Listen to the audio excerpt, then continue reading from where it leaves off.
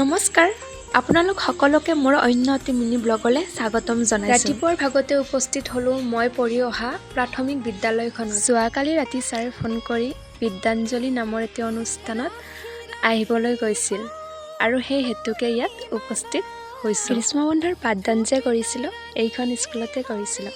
সেই তেতিয়াই যে সিহঁতে মোক শিক্ষয়িত্ৰীৰ আসনখন দিছিলে, আজিও মোৰ বাবে সিহঁতে সেইখন শ্ৰদ্ধা ৰাখিছে। মই স্কুলত গৈ পোৱাৰ লগে লগে সিহঁতে উঠি মোক নমস্কাৰ জনাইছে। এইবোৰে মোৰ বাবে পৰম সুখ। ইউনিভাৰ্চিটি যাব লগা হোৱাত তাত সিহঁতৰ লগত বেছি টাইম অতিবাহিত কৰিব নোৱাৰিলোঁ। আজি ইউনিভাৰ্চিটিত বিতৰণ কৰা হ'ব মুখ্যমন্ত্ৰী নিযুত মইনা আঁচনিৰ আবেদন। পাই দেখোঁ যিটো সেই দীঘলীয়া শাৰী। অৱশেষত শাৰী অন্ত পেলাই পাইছিলোঁ আবেদন দিয়া জেগাডোখৰ। তাতেই আকৌ কৈ দিলে নহয়, প্ৰত্যেকেই একোটিকৈ গছপুলি ৰোপণ কৰিব লাগিব। ইমান সময় ৰখি গ'লোগৈ, তলত গছপুলি ৰোপণ কৰিব।